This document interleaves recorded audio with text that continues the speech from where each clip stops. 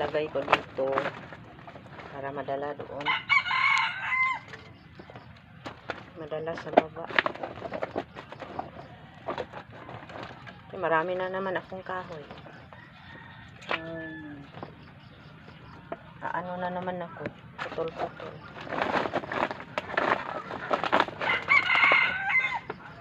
Ganda kasi magkahoy guys. Kasi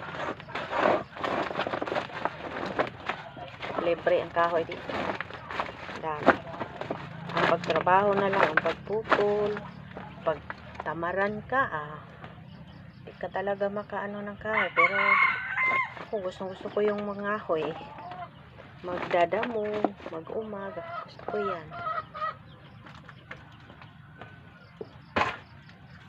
Tanim.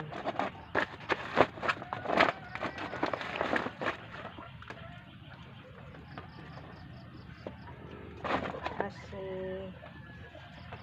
parang mahal kasi ang gas ngayon. Kaya kahoy muna tayo. Meron naman mga gasol, pero mahal ang gas. Okay, bye na guys.